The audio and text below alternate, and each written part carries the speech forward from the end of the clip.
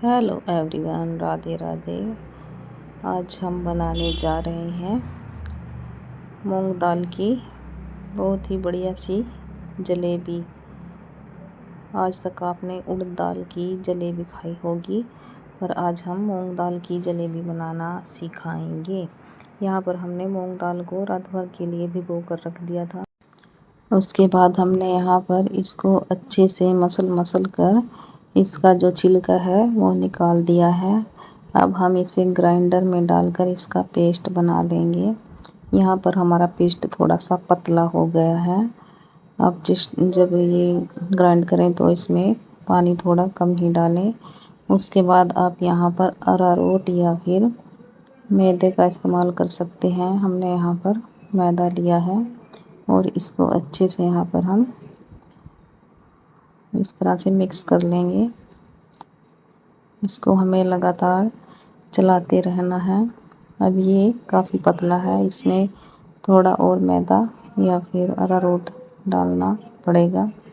यहाँ पर हम इसे लगातार मिक्स कर रहे हैं। इसके बाद देखिए हमने यहाँ पर इसमें थोड़ा और मैदा डाल दिया था और इसको हम लगातार चलाते रहेंगे जब तक ये फ्लफ़ी सा बैटर बनकर तैयार नहीं हो जाता। अब हम इसे चेक करेंगे ये सही से बना है या नहीं। इसके लिए यहाँ पर हमने एक कटोरी में पानी ले लिया है और उसमें हम थोड़ा थोड़ा बैटर डालकर देखेंगे। यहाँ पर देखिए बैटर ऊपर ही तैर रहा है, इसका मतलब है ये तैयार हो गया है। ये कटोरी में पूरी तरह से फैल नहीं रहा है, इकट्ठा हो रहा है। इस तरह से हमें इस बैटर को चेक कर लेना है। फिर भी हम इसे थोड़ा और फेंट लेते हैं। फेंटने के बाद ये बिल्कुल फ्लफ़ी सा इसका जो बैटर है वो बनकर तैयार होगा। जब आप इसे फेंटेंगे तो फेंटते समय पता चल जाएगा कि ये बनकर तैयार हो गया है। बिल्कुल हल्का सा ही तैयार होता है। उसके बाद हम इसे पाइपिंग बैग में इस तरह से भर लेंगे।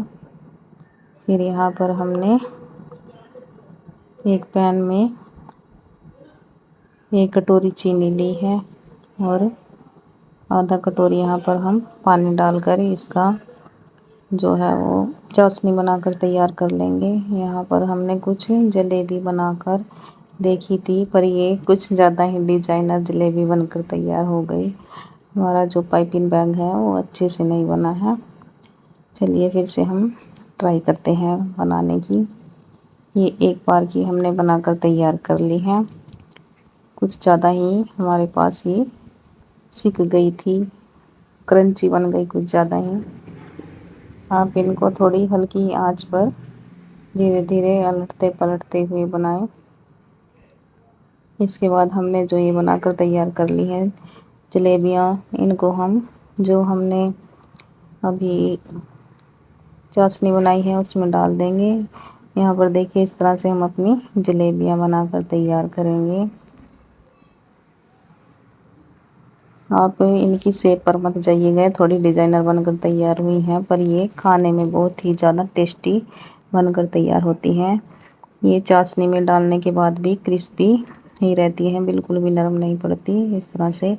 और इनकी सबसे बड़ी बात ये है, जब हम इन्हें बनाते हैं तो ये पूरे पैन में फैलती नहीं हैं। इस तरह से इनकी शेप जैसी हम बनाएंगे वैसी ही रहेगी, इनकी शेप ख़राब नहीं होती है। फिर इसके बाद हम इनको पलट कर सेक लेंगे। चलिए एक बार फिर से बनाकर दिखाते हैं। इस तरह से हमने ये बड़ी बड़ी सी अपनी जलेबियाँ बनाकर तैयार कर ली हैं।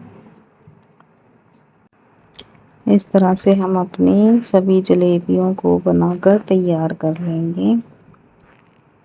और भी ये रेसिपी एक बार ज़रूर ट्राई कीजिएगा।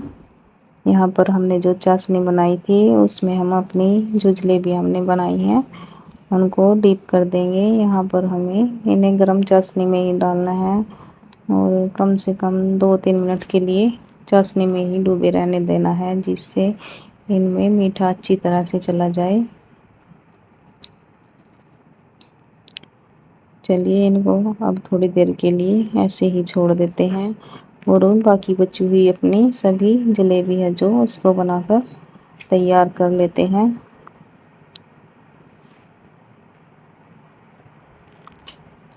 यहाँ पर देखिए फिर से हमने पैन में जो है थोड़ा सा घी और डाल दिया है और यहाँ पर हम फिर से जलेबी बनाएंगे।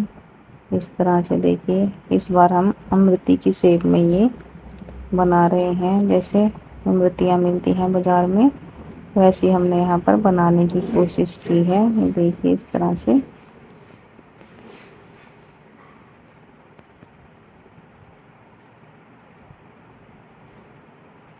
फिर हम इनको थोड़ी आंच पर उलटते पलटते हुए सेक लेंगे। देखिए इस तरह से हमारी जलेबियाँ बनकर तैयार हो गई हैं। वैसे मैंने जलेबियाँ पहली बार ही बनाई हैं इसलिए ये आड़ी तिरछी बनकर तैयार हुई हैं। अभी हम इनको तोड़ कर दिखाते हैं। ये देखिए इस तरह से ये बहुत ही क्रिस्पी बनकर तैयार होती हैं और बहुत ही खाने में ये स्वादिष्ट बनती हैं। वीडियो अच्छी लगी हो तो लाइक करें, चैनल को सब्सक्राइब करें। मिलते हैं नेक्स्ट वीडियो में। Thanks for watching.